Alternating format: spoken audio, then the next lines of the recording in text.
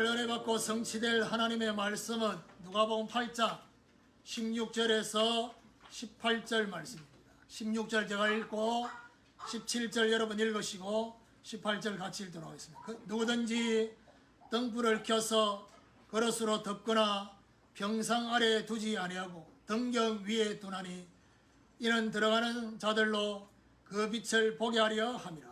숨은 것이 장차 드러나지 않을 것이 없고 감추인 것이 장차 알려지고 나타나지 않을 것이 없느니라. 같이 읽읍시다. 그러므로 너희가 어떻게 들을까 스스로 삼가라. 누구든지 있는 자는 받겠고 없는 자는 그 있는 줄 아는 것까지도 빼앗기리라 하시니라.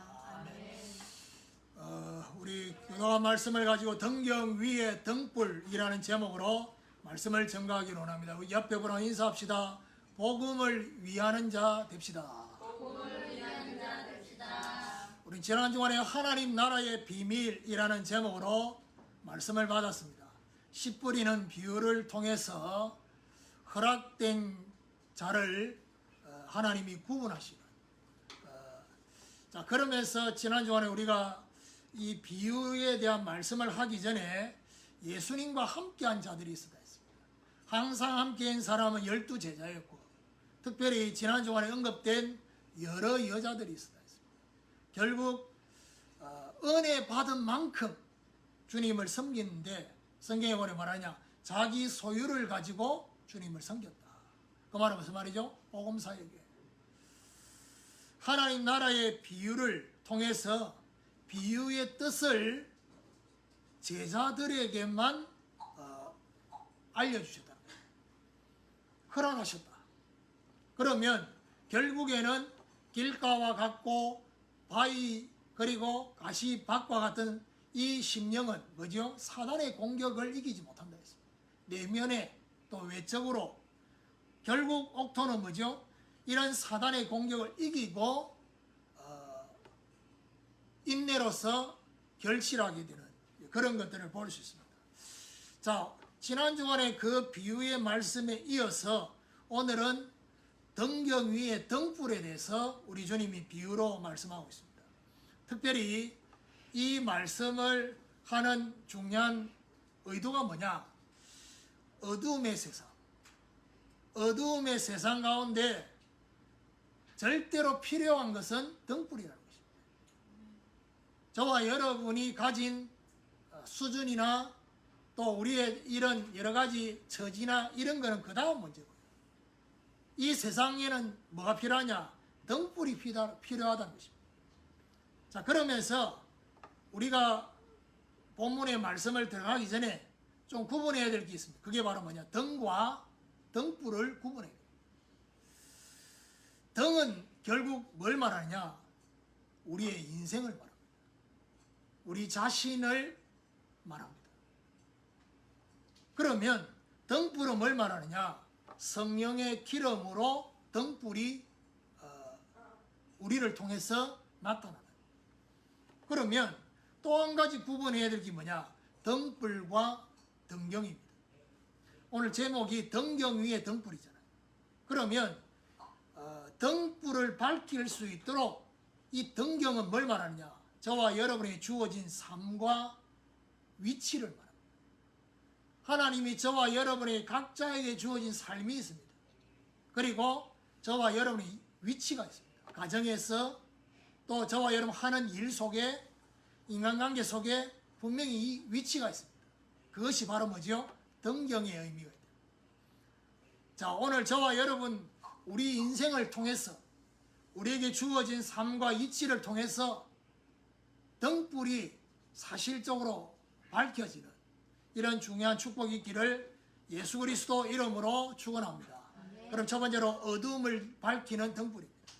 16절을 보면 누구든지 등불을 켜서 그릇으로 덮거나 병상 아래에 두지 아니하고 등경 위에 두나니 이는 들어가는 자들로 그 빛을 보게 하려 함이라 했습니다. 등불 비유를 예수님이 말씀하셨는데 이것은 가장 먼저 오늘 본문에서 언급하는 뭐지요? 평상, 등경 이거는 전부 다 뭐하고 관계느냐? 가정과 관계있습니다. 어두운 집안에 당연히 필요한 것이 뭐냐? 등불이면. 저와 여러분 가정에 뭐가 필요하냐? 등불이 필요하다는 것입니다. 등불이 없는 가정, 어두움이 그 가정을 덮을 수밖에 없죠. 그러면 결국 이 한 절 말씀 안에 예수님께서 지금 전달하고 싶은 게 뭐냐? 등불이 필요한 이유입니다. 무슨 말이죠? 어두움의 상태를 인식하라는 것입니다. 어디서요? 세상을 통해서.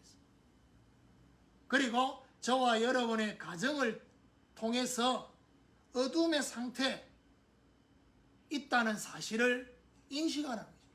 그리고 더 나아가서 심령. 저와 또 우리가 기도하고 있는 사람들의 심령이 어두움의 상태에 있다는 사실을 알려주시는 것입니다. 그러면 어두움의 상태를 인식하게 되면 그 다음에 따라오는 것이 뭐냐? 빛이 필요함을 느끼게 되는 것입니다. 어두움의 상태를 알면 결국 등불이 필요하다는 것을 느끼게 되는 것입니다. 그러면서 오늘 이 한 절 안에서 뭘 지금 우리 주님이 전달하고 싶으냐? 어두움의 주관자와 빛의 주관자를 알아는 것입니다. 어두움의 주관자는 누구지요? 사단입니다. 에베소서 6장 12절에 정사와 권세와 이 어두움의 세상 주관자들과 하늘에 있는 악의 영들, 한마디로 말하면 이 어두움을 주관하고 있는 배후에 누가요? 사단입니다. 그러면 빛의 주관자가 누구냐? 그리스도입니다. 그리스도의 등불이 필요함을 말해주고 있습니다. 자, 오늘 여기 보니까 말합니까? 등불을 켜서 그릇으로 덮거나 평상 아래 두지 않는다 했습니다. 무슨 말이죠? 결국 이 등불을 켜는 이유가 뭐죠? 들어가는 자들로 그 빛을 보게 하기 위해서. 무슨 말이죠? 빛의 영향을 주는 것입니다.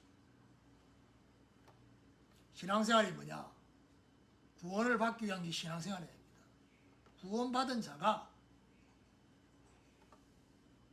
예배를 통해서, 기도를 통해서 이제는 자신을 넘어서서 이제는 자기에게 주어진 영향권 안에 있는 모든 사람에게 이 등불로 빛을 보게 하는 것이 신앙생활입니다. 오늘 저와 여러분 이런 신앙생활을 해요. 그렇죠? 내가 교회를 다닌다, 예배를 드리고 기도한다 라고 했을 때는 본인들 안에 없는 빛, 그렇죠? 본인의 상태가 실제로 어떤 상태인지를 볼 수 있는 그 빛, 그 빛을 보도록 어두움을 밝히는 등불의 역할을 하는 이런 저와 여러분 되시기를 주님의 이름으로 축원합니다. 두 번째로 반드시 나타나는 시간표입니다.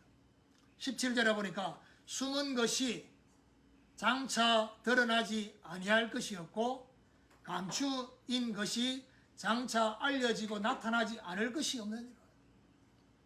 여기 중요하게 두 가지를 얘기했습니다. 숨은 것과 감추인 것. 결국 뭘 말합니까? 등불을 계속 밝히면 숨은 것이 드러나게 된다. 그리고 감추인 것이 나타나게 된다. 그러면 숨은 것과 감추인 것 똑같은 의미지만은 이 속에는 뭔가를 구분하고 있습니다. 뭘 구분하느냐? 숨은 것은 좀 부정적인 의미가 있습니다. 부정적인 의미가 있다고 말하면 무슨 말이죠? 숨은 동기, 숨은 목적, 그리고 숨은 배후의 흑암, 이게 드러난다는 겁니다. 등불을 계속 밝히면 평상시에는 잘 모릅니다. 숨은 동기가 있었는지, 숨은 목적이 있었는지 모릅니다. 그런데 시간이 지나 보면 그 숨은 동기가, 목적이 드러나게 된다는 것입니다. 어디에요? 빛 앞에, 등불 앞에. 그러면 감추인 것은 결국 뭘 말합니까? 긍정적인 의미가 있습니다. 감추어진 그 복음, 그리스도의 생명력이 반드시 하나님의 시간표가 되면 나타나게 된다는 것입니다. 그러면 결국 이 17절에서 숨겨져 있는 중요한 단어가 뭐냐? 반드시라는 것입니다. 반드시의 시간표가 온다는 것입니다. 그러면 결국 뭘 말하죠? 반드시의 시간표가 올 거니까 낙심하지 말고 기다리라는 것입니다. 그러면 결국 하나님의 시간표가 오게 될 것이다. 그러면 반드시 나타나는 이 시간표에는 뭐가 구분되느냐? 가짜와 진짜가 구분된다는 것입니다. 어떻게 구분됩니까? 오늘 여러분 옆에 보는 인사하러 있잖아요. 복음을 이용한 자와 복음을 위한 자로 구분되는 거죠. 복음을 이용한 자도 실제 복음을 말합니다. 그리스도를 말하고 하나님이 중요하게 보는 이방인의 뜰, 아이들의 뜰 말합니다. 그런데 그 중요한 중심의 숨은 동기와 목적, 그 결국 무슨 말이죠? 그걸 하고 있다고 한다면 시간표가 되면 뭐죠? 드러난다는 것입니다. 그러고 보면서 힘 빠지지 말라는 겁니다. 왜요? 하나님이 드러나게 하는 시간표가 온다는 것입니다. 그럼 뭐 반대로 진짜 복음을 위한 자는 중심에 아이들의 뜰과 이방인의 뜰과 나그네의 뜰을 진짜 위하는 중심을 가지고 있다면 하나님은 그거 할 수 있도록 하나님 인도하시는 날이 온다는 겁니다. 그걸 오늘 우리 주님이 말하고 있는 것입니다. 그래서 우리에게 요구하는 게 뭡니까? 낙심하지 말고 지금 시간표에 낙심하지 말고 기다리라는 것입니다. 빛이 드러날 시간표가 올 거니까.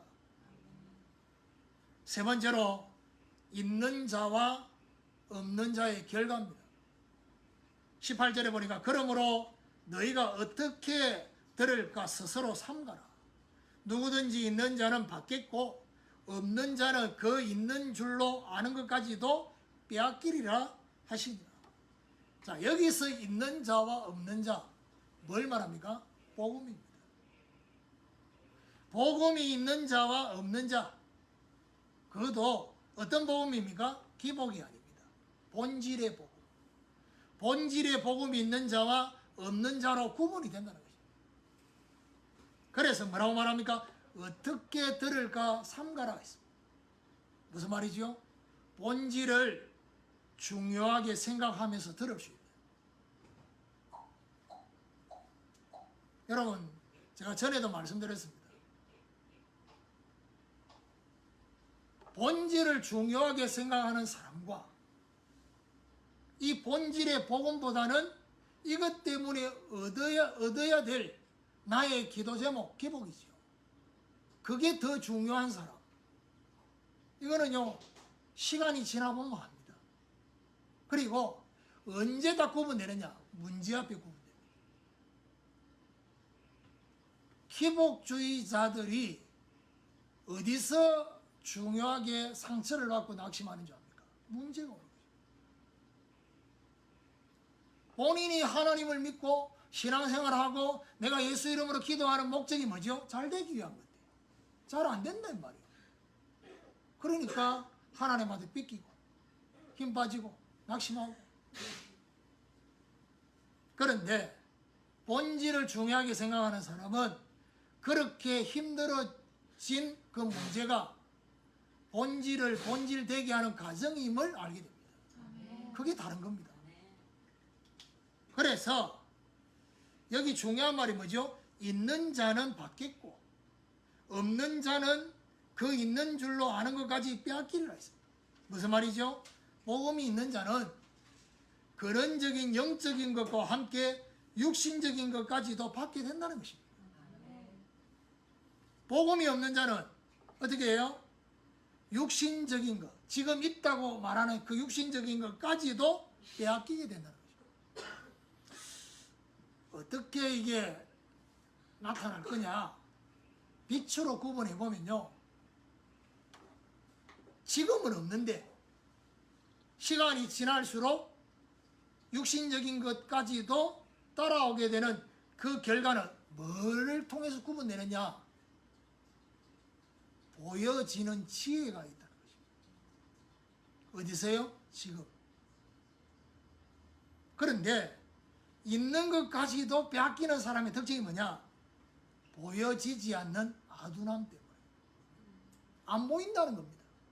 지금도 안 보이고 앞으로의 미래도 안 보이고 그러다 보니까 늘 뭐지요? 지금 당장 뭔가를 얻을 수 있는 거기에 자꾸 선택하고 결정하는 것입니다. 그러니까 보여지니까 보여지지 않는 사람이 볼 때는 그게 뭘로요? 지혜로. 보세요. 보여지지 않는 사람이 선택하는 것을 보여지고 있는 사람이 볼 때는 그게 뭘로 보입니까? 아둔함으로 보여요. 왜 저런 선택을 할까? 왜요? 안 보이니까. 뭐가 안 보여요? 하나님의 인도가 안 보이고 하나님 인도하는 길이 안 보이고 하나님 시간표, 이정표가 안 보이니까 그 선택을 하는 겁니다. 그러니까 그냥 선택하는 게 아닙니다. 그냥 결정하는 게 아닙니다. 안 보이니까. 지금 당장 눈앞에 있는 그게 전부라. 진짜 중요한 응답이 따라오는 사람 특징이 뭐냐? 지금 중요한 선택과 결정할 때 보면 앞으로의 미래까지도 올 수밖에 없는 뭔가가 본 겁니다. 이래서 뭐가 달라지느냐? 결과가 달라져요. 예수님이 말씀하려고 하는 의도가 이겁니다. 있는 자는 받겠고 없는 자는 있는 것까지 빼앗긴다 했어요. 왜요? 안 보이니까. 왜요? 보이니까. 그 차이다. 불신자가 종교인들이 저와 여러분을 보면서 참 지혜롭다 라고 저와 여러분을 평가하고 있는지, 지금 당장 뭔가 그들이 못 보더라도 어떻게 해요? 시간이 딱 지나보니까 아, 그것이 맞았구나. 그게 바로 뭐죠? 그 사람들이 뒤늦게 깨닫는데 우리는 미리 깨닫고 본다는 겁니다. 그 차이입니다. 그렇죠? 그리고 그런 거 있잖아요. 여러분이 지난 한 주간 사람을 만나고 어느 현장을 가고 앞으로도 어디를 가잖아요. 분명히 문제가 있다고 해서 갔는데 나는 그 가서 아무것도 안 했는데 그냥 가기만 했는데 갔다가 왔는데 그동안 문제라고 했던 게 그게 문제가 아님을 결론이 나빠요. 왜요? 빛이니까. 그동안 거기 있는 사람들이 문제라고 했던 그게 그 사람들이 못 받는 그 빛이 비친 거예요. 왜요? 저와 여러분 가가지고 아무 말도 안 했는데 그게 하나님의 역사입니다. 그게 하나님의 빛이 임한 겁니다. 그러면요 쫙 정리된 별말 안 했는데 왜요? 거기 앉아있는 사람들이 아둔함 때문에 못 보고 있는 겁니다. 그런데 빛이 딱 들어가니까 그 아둔함이 싹 그치고 아 이렇게 되는 게 맞구나 라고 정리가 되는 것입니다. 그게 바로 오늘 등경 위에 등불을 밝히는 사람의 삶이다. 알아듣겠습니까? 예수님이 말씀하려고 하는 그 얘기입니다. 결론입니다. 등경 위에 등불, 이걸 적용해 보면요 결국 성령의 은혜로 공급되는 기름, 이 기름이 저와 여러분 계속 공급되면 어디 되죠? 꺼지지 않는 등불이다. 그 말은 무슨 말이냐? 저와 여러분 심령에 우리 인생이 꺼지지 않는 등불이다. 여러분 구약에 제사장이 매일 성막에 들어가서 하는 일이 있습니다. 그게 뭔지 압니까? 등잔대에 등불을 계속 맞은편 떡상에 비추도록 거기 계속 뭘 공급하냐? 기름을. 그리고 분향단의 그 향이 계속 올라갈 수 있도록 그 향에 불을 붙이는 거죠. 매일, 그것도 아침 저녁으로. 무슨 말이죠? 저와 여러분에게 성령의 은혜가 계속 공급되어지면 저와 여러분 인생이 등불로 계속 드러난다는 거죠. 그러면 결국 어두움을 밝히는 등불, 저와 여러분 영향권 안에 있는 모든 사람에게 빛으로 나타납니다. 반드시 나타나는 시간표가 있으니까 낙심하지 말고 기다리면 된다는 것입니다. 우리에게 결국 우리 주님이 뭘 요구하십니까?